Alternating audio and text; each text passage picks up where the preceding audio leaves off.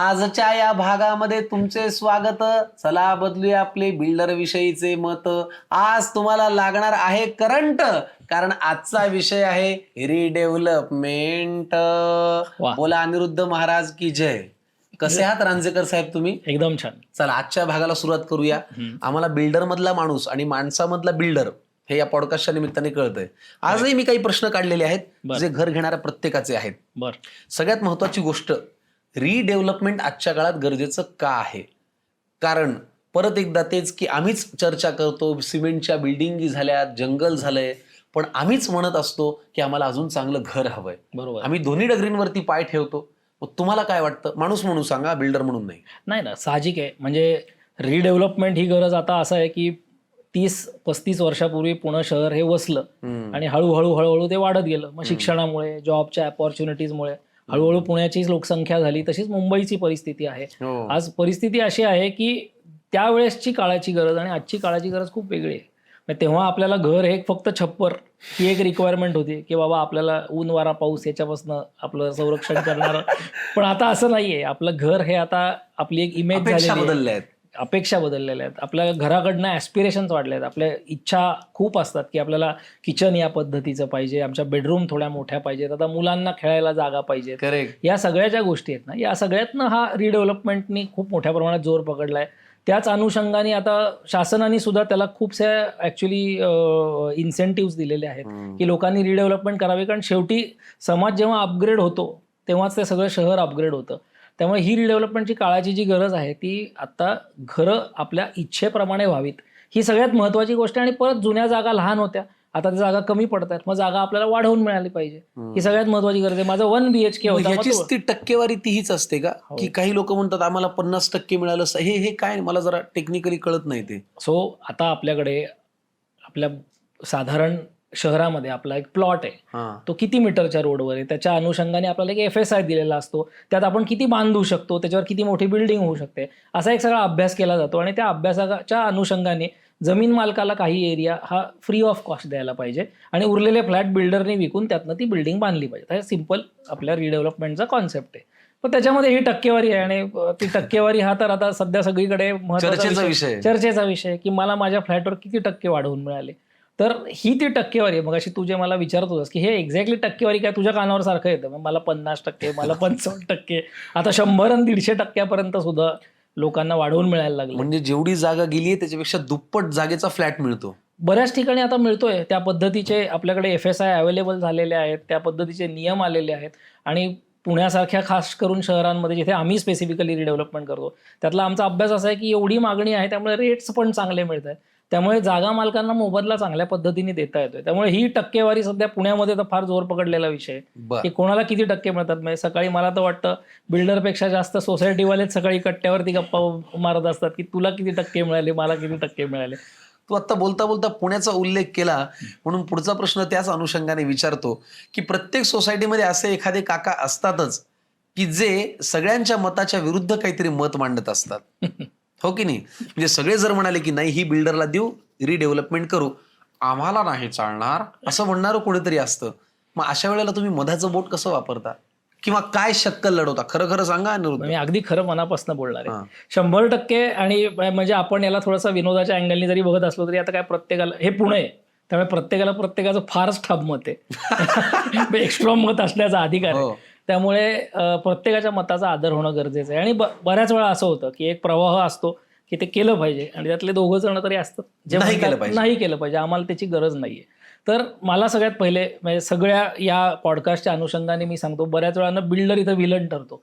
लोकांना वाटतं बिल्डर ह्या लोकांना काहीतरी मॅनेज करून आणेल, सोसायटी म्हणते तुम्हीच त्याच्याकडे बघा. तर माझं असं म्हणणं आहे की असं करू नका. आपण सगळे एक कुटुंब आहोत.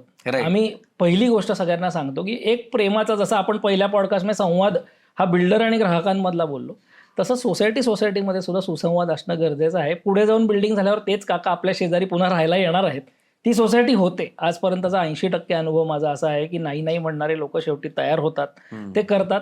त्यांना प्रेमाने समजून घेणारा माणूस नसतो. पहिल्यांदा कोणीतरी नाही म्हणलं ना की त्याच्याकडे सगळे शंकाच्या नजरेने पहिल्या दिवसापासून की यांना काही सांगू नका, असं करायला नको. दुसरं, ॲज अ बिल्डर आम्ही जेवढ्या ठिकाणी आजपर्यंत हा प्रॉब्लेम आलाय प्रत्येक वेळेस गेलोय, त्यांच्याशी बोललोय. 80% वेळा हा प्रश्न सुटलेला आहे आणि तो सुटतो, कारण त्यांच्या काहीतरी जेन्युअनली अडचणी असतात. मग जेव्हा नाही सुटत तेव्हा तुम्ही काय करता? सोडून देता ते प्रोजेक्ट? बऱ्याच वेळा अशी परिस्थिती येते की प्रोजेक्ट सोडत नाही आम्ही, कारण शेवटी मग कायदा येतो, पण तो आमच्या दृष्टीने सगळ्यात शेवटचा विषय येतो. म्हणजे मला असं वाटतं की कुठल्याही प्रकल्पाची सुरुवात नाही निगेटिव्हिटीवर होऊ नये कधी. त्याच्यामुळे ती कोर्टाची पायरी नको. कोर्टाची पायरी चढायची, नियम सगळे आहेत, सोसायटीला अधिकार आहे, सगळं मला मान्य आहे, पण माझं म्हणणं सगळ्यांनी आनंदाने गुण्यागोविंदाने एकमेकांचे प्रॉब्लेम समजून घेऊन जर प्रश्न सोडवले तर तो प्रोजेक्ट जास्त पॉझिटिव्हिटीत सुरू होतो. ॲज अ बिल्डर आम्ही हे सल्ले देतो नंतर की बाबा कायद्याच्या अंडर तुम्हाला काय तुम्ही मार्ग निवडू शकता याची सगळ्याची उत्तरं आहेतच, आणि कायदा त्या तुमच्या बाजूने आहेच आहे. पण माझं असं म्हणणं की कोणाच्या नाराजगीने प्रोजेक्ट कधी सुरू होऊ नये, ही आमची धारणा असते. त्यामुळे माणूस नाराज होणार नाही याचा प्रयत्न करायचा, करत असता, त्यातनं मार्ग निघतो बऱ्याच. पण मग जो सिनेमात उपाय दाखवतात ते तुम्ही करत नाही. एखादा बिल्डर जो नाही म्हणतोय त्याला खर्चा पाणी वगैरे तो नसतो उपाय. नाही, असं काही करत नाही. अहो आपण मागच्याच पॉडकास्टमध्ये बिल्डरची इमेज सुधारण्याविषयी काही शब्द बोललो. आम्हाला घोसालिया टू रांजेकर हा खूप मोठा प्रवास आहे आमचा. सहज विचारलं. बरं, घोसालिया हे कुठल्या व्यक्तीचं नाव नाही बरं का, हे मी शिवाजीराजे भोसले बोलतोय या चित्रपटामधलं एक पात्र आहे, आम्ही त्याचा रेफरन्स घेतोय. नाही तर कर्मधर्म संयोगाने एखादा घोसालिया तो नेमका बिल्डर निघायचा, आणि हे साधर्म्य निघालं तर निव्वळ योगायोग समजा. Correct correct correct. तर त्याच्यामुळे तो उपाय तुम्ही करत नाही. तुम्ही नाही म्हणता का द्या खर्चा पाणी, असं नाही. नाही, अजिबात नाही. फारच फॅन्टास्टिक. नाही, आणि तू मगाशी मला जो विषय विचारत होतास की बऱ्याच वेळा लोकांचा प्रश्न हाही असतो रे, 80 वर्षाचे आजोबा असतात, ते म्हणतात आता मी ही बिल्डिंग सोडून कुठं जाऊ. ते का म्हणतात माहितीये का? आता 80 वर्षांचा माणूस आहे, रिडेव्हलपमेंटला तुम्ही समजा बिल्डर लोकांनी ती जागा घेतली, तुमचं पूर्ण होईपर्यंत ह्यांची घंटी वाजली तर हे राहायला जाणार कुठं?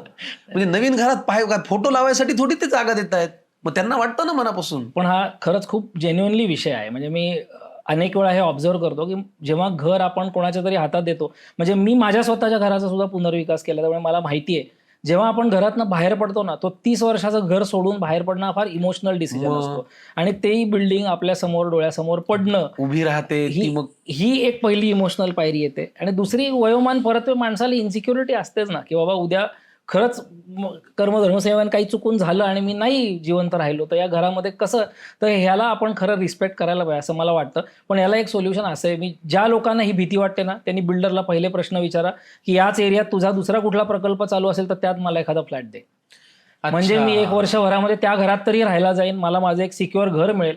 पण मग हे तुम्ही परत, मी सगळं तू जेव्हा इतर गोष्टी करावं या सदराखाली बोलत असतो तेव्हा मी तुला विचारतो की तुम्ही हे करता? हो, देतो हा ऑप्शन. बऱ्याच वेळा काय होतं की रेडी पोझिशन फ्लॅट नसतो. अगदी म्हणजे आज तुझी बिल्डिंग मला पाडायची आहे आणि मला तुझा प्रश्न सोडवायचा, तर मी काय सांगू शकतो की तुमची बिल्डिंग मला 3 वर्ष लागणार आहे ना, त्याच्याऐवजी माझा हा प्रकल्प चालू आहे, मी तुम्हाला आज अग्रीमेंट करून देतो, तो फ्लॅट तुम्हाला 1.5 वर्षामध्ये हातामध्ये द्यायची जबाबदारी माझी. पण त्यांची मुलं बाळ सुना सगळ्यांशी बोलतो आणि निर्णय घेतो. म्हणजे माझं म्हणणं सगळ्यांना ते मनासारखं घरही मिळतं. सोसायटीचा महत्वाची गोष्ट काय की आपण इतरांच्या घरात राहतो हे परकेपणाचं फिलिंग येत नाही. एक्झॅक्टली. की तोपर्यंत आम्ही काय वाऱ्यावर आहोत हे फिलिंग न येणं फार महत्वाचं आहे. करेक्ट. मला, कारण शेवटी आपण हक्काच्या घरासाठी काम करत असतो. तुला एक विषय निघाला म्हणून सांगतो, रिडेव्हलपमेंट आपला हा एपिसोडचा विषय ना. मध्यंतरी एका काकांनी मला रिडेव्हलपमेंट विषयी कविता करून पाठवली. आजकाल असं फार होतं की मी माझ्या कविता लोक मोबाईलमध्ये पाहत असल्यामुळे त्यांना असं वाटतं की आपण काहीतरी लिहिलं की ह्याच्यापर्यंत पोहोचवावं. तर ज्यांना ज्यांना असं वाटतं ना मंडळी की रिडेव्हलपमेंट का महत्वाची आहे, कवितेचं नाव आहे पुनर्विकास का करावा लागतो त्याची कारणं बघा. 4 मजली मोठी इमारत, लिफ्ट नाही हीच आफत, कशा पायऱ्या चढू मी 70, पुनर्विकास हे त्याला उत्तर. घर तसे जुनेच झाले, दोष आता अशा दिसू लागले, गळू लागले त्याचे छप्पर, पुनर्विकास हे त्याला उत्तर.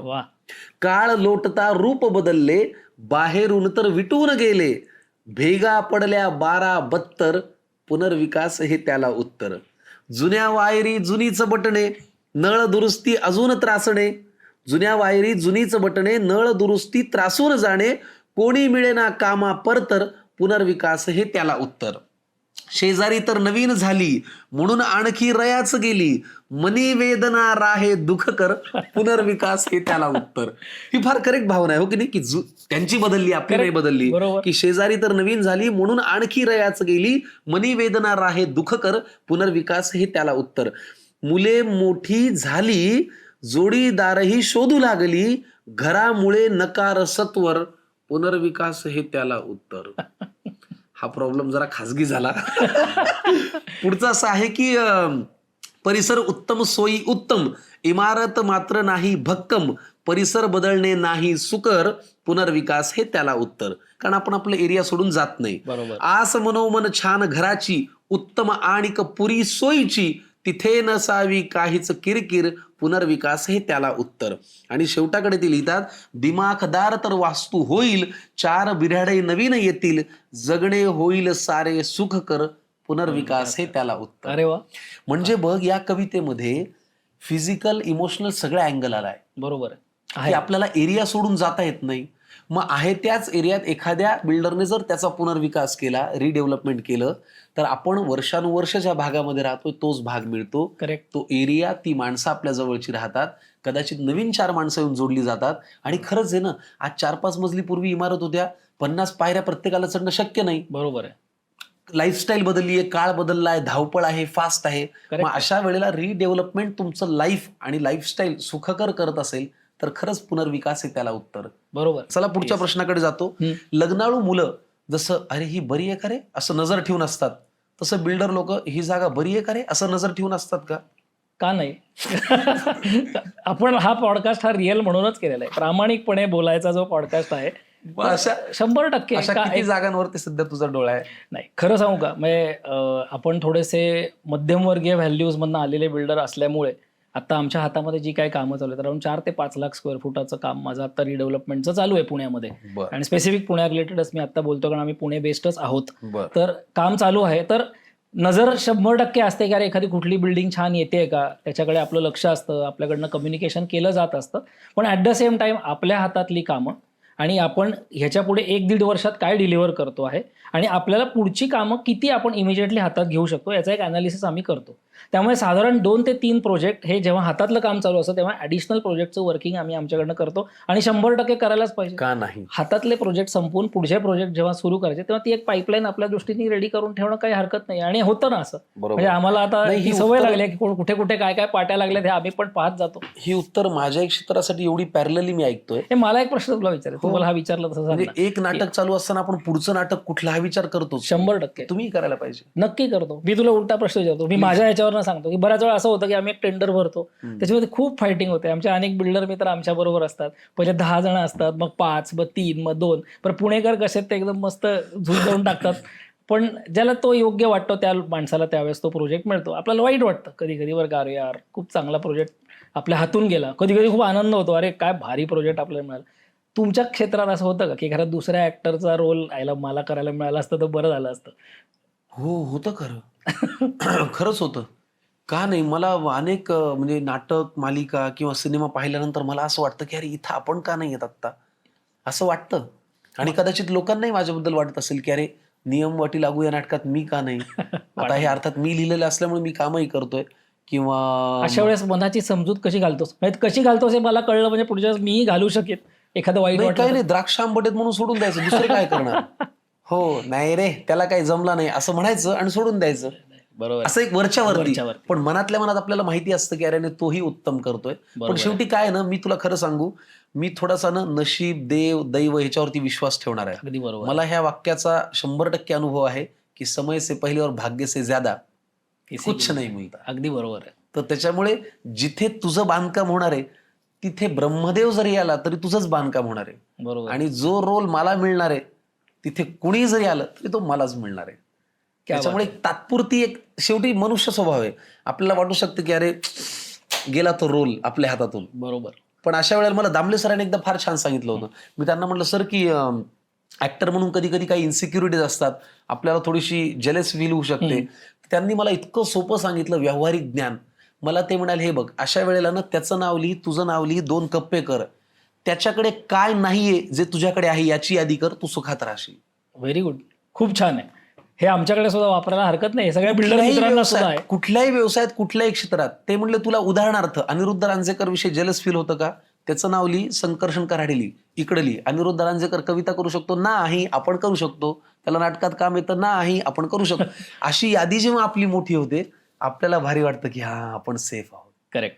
तसंच मला असं वाटतं की तू जो प्रश्न विचारला होता, तुला जर असं कधी वाटलं की अरे यार, तर आपल्याकडे काय व्हॅल्यूज आहेत, आपण खरे वागतो का, आपण प्रेक्षकांना म्हणजे कन्झ्युमरला भेटतो का, आपण दिलेल्या वेळेत कमिटमेंट पूर्ण करतो का, तुझी यादी जर मोठी झाली तर तू बेस्ट साईडला आहेस. चला, व्हेरी गुड. हा आहे की नाही? एक छान पर्स्पेक्टिव्ह आम्हाला मिळाला. हो की ते सगळेच जण वापरात आणतील असं मला खात्री आहे. आता मला एक विचारायचं, हे रिअल काय काढलंयस तू?